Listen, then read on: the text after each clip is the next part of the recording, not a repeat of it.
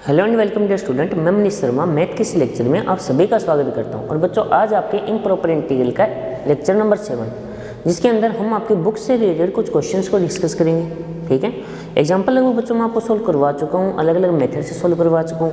हाँ, लेकिन आज का लेक्चर इंपॉर्टेंट क्यों है, इसका रीजन क्या है? तो अभी तक जो हमने क्वेश्चन किए, तो सबसे पहले हम क्या करते थे, हमने पहले टेस्ट पढ़ा, फिर उससे रिलेटेड क्वेश्चन किए। यानी आपको पहले ही पता चल जाता था कि हाँ भाई ये टेस्ट लगेगा, फिर ज़्यादा दिक्कत नहीं आती है। लेकिन अब सिर्फ क्वेश्चन देखकर ये पता लगाना कि कौन सा टेस्ट लगेगा, इंपॉर्टेंट काम है। और उसको अप्लाई कैसे करना, क्योंकि उसमें क्या होता था बच्चों कि जब टेस्ट मान लो अभी अभी पढ़ाओ तो वो एक बार याद रहता है। भैया मैंने बता दिया ये टेस्ट ऐसे अप्लाई होगा, फिर उससे रिलेटेड तो आपके माइंड में पहले ही था कि हमें इस तरीके से इसको अरेंजमेंट करना है। लेकिन जब टेस्ट सारे पढ़ चुके होते हैं तब क्या होता है, सबसे बड़ी दिक्कत ये तो आती है इसमें कि कौन सा टेस्ट अप्लाई होगा। तो कोई ज़रूरी नहीं है कि एक क्वेश्चन एक ही टेस्ट से हो, एक क्वेश्चन में कई टेस्ट अप्लाई हो सकते हैं। ठीक है, यदि कोई स्टूडेंट ये सोच रहा हो ना कि एक क्वेश्चन में केवल एक ही टेस्ट अप्लाई होगा, तो ऐसा नहीं है, कई टेस्ट अप्लाई हो सकते हैं। अब बात है आप कौन सा करते हो, आपकी पकड़ किस पे मजबूत है। बाकी हाँ, कुछ हिंट्स होते हैं जिनको देखकर आप क्लियरली पहले ही बता सकते हो। ठीक है, और यदि आपने एग्जाम्पल और जो हमने किए टेस्ट की जो प्रोसेस थी, यदि वो ढंग से समझिए, तो फिर एक चीज़ बच्चों पक्की है कि आपको इसमें कोई दिक्कत तो नहीं आएगी। तो चलिए फिर आज इस टॉपिक को थोड़ा और स्ट्रांगली करते हैं, क्योंकि ऐसे क्वेश्चन बच्चों एग्जाम में आते हैं। ठीक है, और शायद आज या एक लेक्चर और ज़्यादा लगेगा इस बुक का। उसके बाद बच्चों जो नेक्स्ट लेक्चर हमारा रहेगा वो रहेगा आपकी हायर कैलकुलस यानी उच्चतर कलन। ठीक है, उस बुक के ऊपर, और उस बुक की बच्चों 3 यूनिट और काफ़ी इंपॉर्टेंट टॉपिक्स हैं उसके, जो आपके आगे और हमेशा काम आएंगे। ठीक है, ये जो इंटीग्रेटेड सेकेंड ईयर हो चाहे डिग्री सेकेंड ईयर हो, उन सब के लिए आगे बहुत ज़्यादा ये काम की चीज़ें। ठीक है, कि उनसे रिलेटेड क्योंकि बच्चों आपको पता है भाई लिमिट, डिफरेंशिएबिलिटी, कंटिन्यूटी, इनका यूज हमेशा रहेगा मैथ के अंदर। हाँ, अभी तक आपने कुछ लेवल पढ़ा है, सिंपल फॉर्मेशन, अब थोड़ा लेवल अप हो जाएगा, हाई हो जाएगा। फंक्शन की कुछ और नेचर आप पढ़ोगे, अलग अलग तरीके पढ़ोगे, एग्जैक्टली लिमिट की डेफिनेशन क्या होती है वो भी सीखोगे। ठीक है, तो बच्चों नेक्स्ट लेक्चर से या शायद दूसरे नेक्स्ट लेक्चर से हम वो डिस्कस करेंगे। तो ये स्टार्ट करते हैं इस लेक्चर को। बुक की क्वेश्चन नंबर फर्स्ट का ए पार्ट सिंपल से क्वेश्चन है। देखो फर्स्ट क्वेश्चन, और इसका जो ए पार्ट है ये क्या दिया आपको, लिमिट -∞ to 0 e⁻x dx। तो वैसे तो बच्चों ये इम्प्रॉपर इंटीग्रल है भाई। सबसे पहले तो ये चेक करना है कि इम्प्रॉपर इंटीग्रल है या नहीं है। और बच्चों टेस्ट जब आप चेक करो तो वहाँ पे लिमिट जरूर लगा देख लेना। कोई टेस्ट ऐसा होगा जहाँ पे लिमिट 0 to ∞ है, कोई टेस्ट ऐसा होगा जहाँ पे लिमिट a to ∞ है। दो अलग अलग बातें होगी या नहीं होगी? ये बच्चों 0 to ∞ होना एक अलग बात है, a to ∞ होना भी तो एक अलग बात है। तो उसके आधार पे आपको टेस्ट अप्लाई करना, आप सीधा टेस्ट पे मत आ जाना। ओके, हाँ, लेकिन इसको तो हम डायरेक्टली इंटीग्रेट ही कर सकते हैं, क्योंकि e⁻x का इंटीग्रेशन पहले एक बार यहाँ पे a कर लो या x कर लो, कोई दिक्कत नहीं है। x to 0 and limit x tend to -∞ e⁻x dx। Integration क्या होगा, e⁻x x to 0, तो ये हो जाएगा e⁻0 माइनस e⁻x। और आगे बच्चों ये जो लिमिट है वो x टेंड टू -∞ है। अब लिमिट पुट करो तो ये 1 माइनस e⁻∞ 1 माइनस 0 1। यानी इसका मतलब ये हो जाएगा कि ये जो आपका इंटीग्रेशन है बच्चों वो क्या है, कन्वर्जेंट है। ये जो इंटीग्रेशन है वो बच्चों क्या आपका कन्वर्जेंट है, नहीं कि डाइवर्जेंट। बात समझ आ गई होगी, कोई दिक्कत है? ठीक है, और क्वेश्चन करते हैं। ये नहीं हो जो क्वेश्चन आज हमारा जो कंप्लीट लेक्चर रहेगा वो अलग अलग क्वेश्चंस के ऊपर ही बेस्ड रहेगा। ठीक है, इसी का बी है वह है 1 to ∞, 1 to ∞। और आगे क्या दिया आपको, x + 1/x की होल पावर 3/2 dx।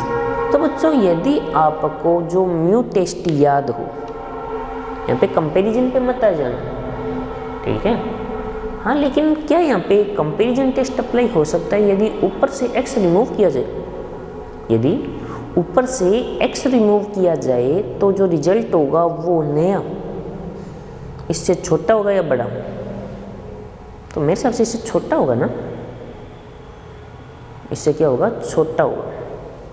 तो वहाँ पे देखो सबसे पहले कंपेरिजन टेस्ट जिन बच्चों को माइंड में आ रहा है वो सोल्व करते हैं कि देखो x प्लस 1 अपॉन एक्स की होल पावर 3/2, यदि ऊपर से x रिमूव करता हूँ तो ऊपर सारी वैल्यू 1 से बड़ी है, तो 2 ऊपर वाली बड़ी होगी तो ऊपर वाली वैसे छोटी हो जाएगी, ऊपर वाली छोटी होने का मतलब रिजल्ट भी छोटा। तो ये जो वैल्यू है वो क्या होगी, x प्लस 1 अपॉन एक्स की होल पावर 3/2 से। अब ये यदि अभिसारी है तो इसके ऊपर बड़ी अभिसारी हो भी सकती है, नहीं भी हो सकती। कि भाई यदि मान लो x ग्रेटर देन y है, अगर y परिमित है तो x परिमित तो ये जरूरी थोड़ी ना। हाँ, यदि ऐसा होता कि x ग्रेटर देन y है और x परिमित है तब तो y परिमित होगा, क्योंकि उससे छोटा तो परिमित अपने आप ही हो जाएगा।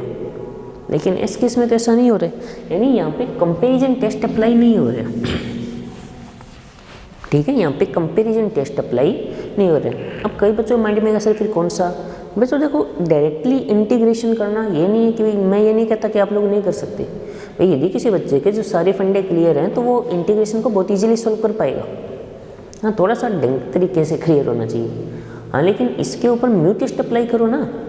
यदि आपको याद हो म्यू टेस्ट की मैंने क्या खासियत बताई थी, यानी अब जितने भी स्टार्टिंग के क्वेश्चन है ना आपकी बुक के शायद ये सेकंड क्वेश्चन जो कंप्लीट है वो सारा म्यू टेस्ट पे है। फर्स्ट किया भी म्यू पे क्यों है?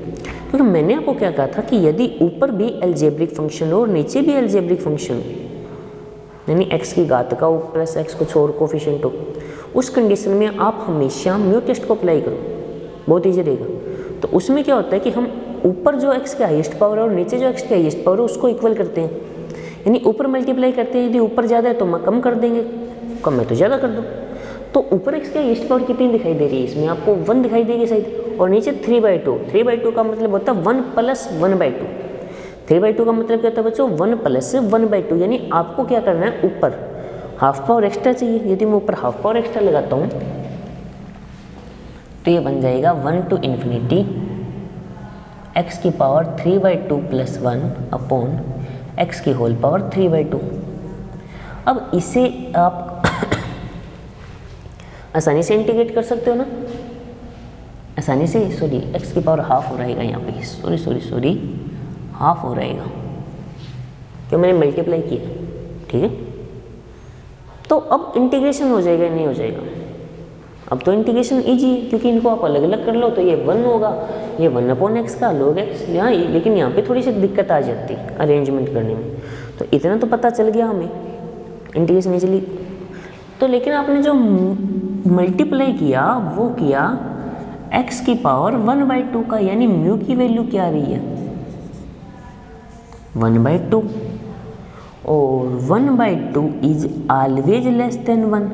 यदि हमने क्या रूल पढ़ा था, यदि म्यू ग्रेटर देन 1 होता है तो होता है अभिसारी, और इसके अलावा अपसारी। यानी ये जो क्वेश्चन है वो क्या होगा, डाइवर्जेंट अपसारी होगा, और इसमें रिजल्ट ही 1 है तो ये क्या है, अभिसारी। क्वेश्चन बच्चों कंप्लीट है, आराम से माइंड में बिठाइए, समझिए, कोई डाउट है तो पूछिए। फिर नेक्स्ट क्वेश्चन सेकंड पे आते हैं। चलो इसका डी और देखो, चलो सी भी देख लो पहले, कोई दिक्कत नहीं है, सी भी कर लेते हैं। सी है इसका 2 to ∞, यानी AC इन्फिनिटी है, dx upon log x। Clear?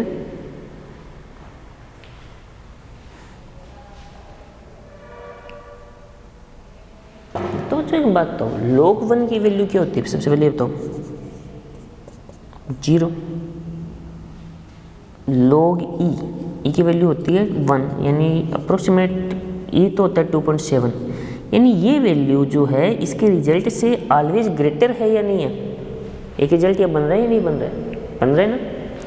यानी हमें एक बात पता है क्लियर, जो x है वो always greater than log x होगा ना, कि log के अंदर जो आप कोई भी वैल्यू पुट करो, जो रिजल्ट होगा जो आपने पुट किया उससे छोटा आता है। ठीक है, जो आप पुट कर रहे हो ना उससे छोटा आएगा।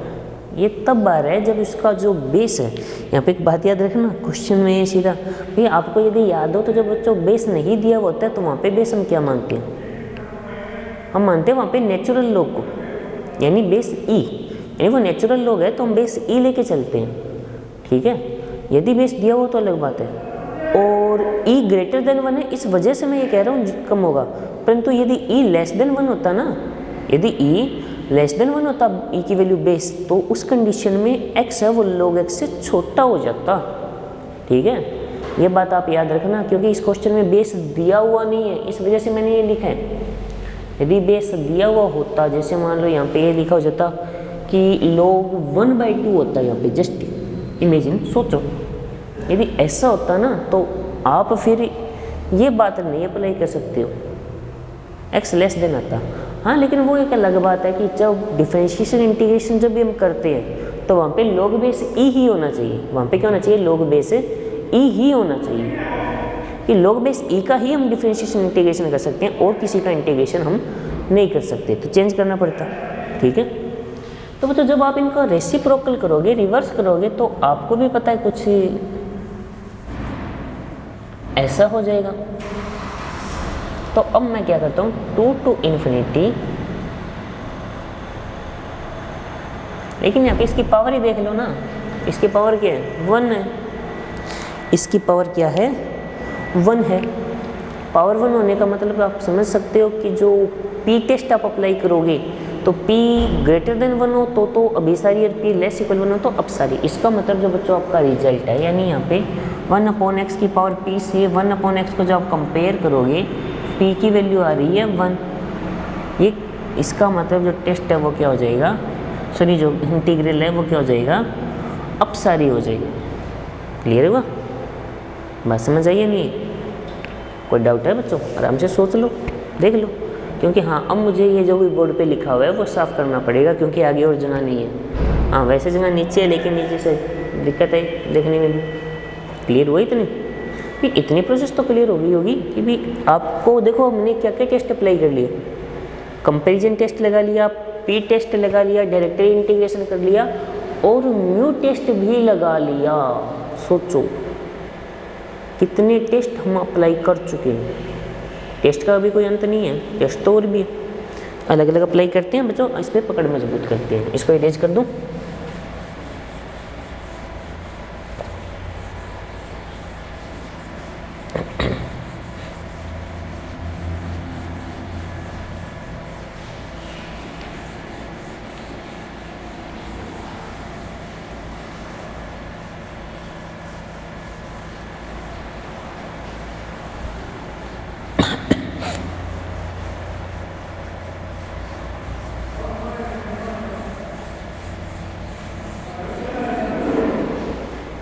इसका जो बच्चों डी पार्ट है वो देख लीजिए। फर्स्ट का लिमिट है 2 to x² - 1 अपॉन रूट के अंदर कुछ ऐसा, सही है, सेम बच्चों करें सॉल्व, रेडी हो। देखो तो सबसे पहले देखो ऊपर है हाईएस्ट पावर, देखो मैंने आपको पहले भी कहा था, रिव्यू दोबारा बनाओ, जब सिर्फ अलजेब्रिक फंक्शन दिखे, x की पावर का केस दिखे, उस कंडीशन में आप हमेशा बच्चों म्यू टेस्ट अप्लाई करोगे। कौन सा टेस्ट अप्लाई करोगे, म्यू टेस्ट, याद रखना, बार बार ना बताना पड़े, ठीक है। अब सीधा बोलूँगा, बार बार मैं ये नहीं बताऊँगा यहाँ पे म्यू लगाओ, क्यों लगाओ, रीजन आपको पता। तो ऊपर x की हाईएस्ट पावर होगी 2, ये 6 है, 6 मत देखना, कोई बच्चा 6 देखे, 6 मत देखो, वो रूट के अंदर है। तो जब रूट से x की पावर 6 को बाहर निकालोगे तो x की पावर 6 नहीं आएगा, आपके पास x की पावर 3 आएगा, यानी x³ आएगी, ठीक है। तो x³ होगा तो हमें जरूरत है x की, समझ गए होगा, यानी हमें एक्स्ट्रा जरूरत किसकी है, x की। तो इसको मैं जब लिखूँगा दोबारा तो इसको मैं कुछ ऐसा लिख दूँ,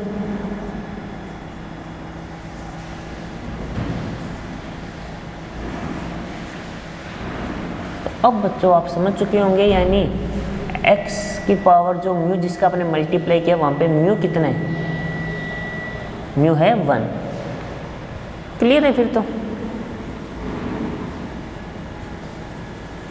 अब सारी, ठीक है। क्वेश्चन नंबर 2, इसके कुछ पार्ट और करवा रहा हूँ बच्चों, ध्यान से समझो। इसका पहला आप करोगे, इसका जो बी है वो बता रहा हूँ 0 to ∞, सेकेंड का जो बी है वो बता रहा हूँ 0 to इन्फिनिटी। और आगे है dx अपॉन x की पावर 1/3 1 प्लस x की पावर 1/2। ठीक है, तो जब इनका मल्टीप्लाई करूँगा तो 1/3 प्लस 1/2 का जो समेशन होगा वो हो जाएगा 5/6। यानी नीचे जो x की हाईएस्ट पावर है वो कितनी बन रही है 5/6, तो ऊपर भी आप कितनी लगाओगे 5/6। यानी यहाँ से जो म्यू है बच्चों वो आपका क्या हो जाएगा, म्यू आपका 5/6 हो जाएगा या नहीं हो जाएगा, म्यू आपका कितना हो जाएगा 5/6। तो ये क्या है लेस देन 1, इसका मतलब ये जो टेस्ट है वो क्या हो जाएगा अपसारी। ठीक है, बात समझ आ गई। सॉरी सही है, सेकंड का बी है, ये कौन सा पार्ट है सेकंड का बी पार्ट। इसके बाद और जो क्वेश्चन है, हाँ एक और है बढ़िया सा, pi to infinity sine square x upon x square. Pi to, ये शायद ई पार्ट होगा इसका, है pi to infinity sine square x upon x square और dx।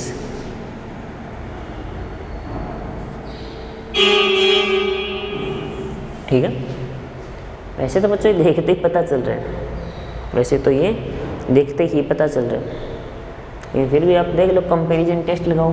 हम जानते हैं sine square x is always less equal 1, यानी sine square x upon x square is always less equal 1 upon x square, always less equal 1 upon x square. P test लगाओगे तो P test से आपको P की value कितनी दिखाई दे रही है 2 ग्रेटर देन 1, इसका मतलब स्पष्ट है अभिसारी है, इसका मतलब ये क्या हो जाएगा अभिसारी। क्लियर हुआ। नेक्स्ट देखो इसका एफ पार्ट, एफ पार्ट है 0 टू इन्फिनिटी x की पावर 3/2 अपॉन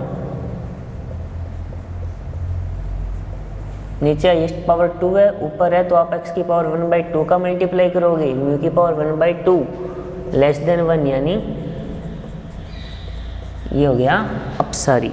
ठीक है, तो इसका एक क्वेश्चन और करवा देता हूँ, एच पार्ट। ठीक है, एच क्या है 2 to infinity dx upon root के अंदर एक्स स्क्वायर माइनस, देख सकते हो रूट के अंदर अगर हाईएस्ट पावर 2 है, रूट के अंदर हाईएस्ट पावर कितनी है 2, रूट से बाहर आएगी तो आधी हो जाएगी ना, कि रूट का मतलब तो 1/2 होता है कि पावर के पावर ऊपर का मल्टीप्लाई होता है, तो 1/2, तो नीचे हाईएस्ट पावर क्या बनेगी x, तो आप x की पावर 1 का मल्टीप्लाई करोगे, यानी यहाँ से म्यू कितना आएगा 1, और म्यू 1 है तो ये क्या हो जाएगा अपसारी। ये एक ही केस में अभी सारी होता है जब म्यू ग्रेटर देन 1। तो बच्चों देखो आपके सामने जितने क्वेश्चन किए उन सबको एक बार देखो, दिमाग में बैठाओ। म्यू टेस्ट ही अप्लाई कर रहे हैं जहाँ पे ऊपर और नीचे यानी अंश और हर दोनों में आपको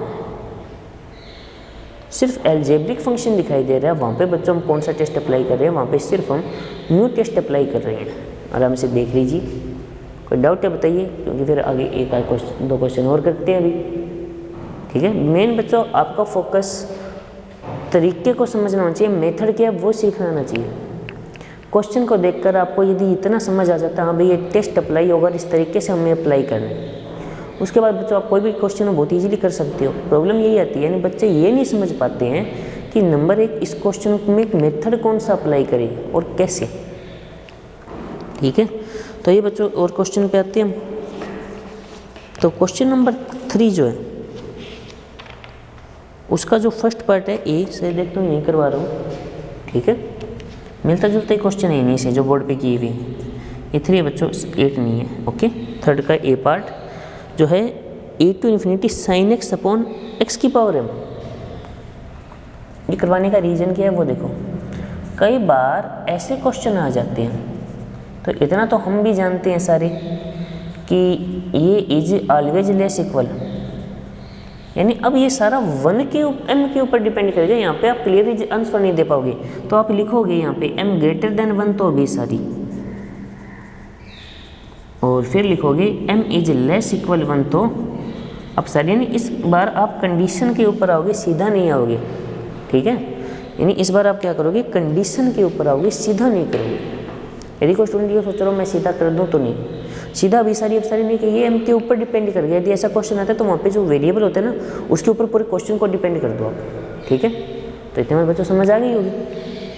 हाँ, तो बच्चों एक लेक्चर और लगेगा जिसमें हम इसके अलग क्वेश्चन कर लेंगे इम्प्रॉपर इंटीग्रल के, उसके बाद बच्चों स्टार्ट हो जाएगी आपकी हायर कैलकुलेशन, ठीक है।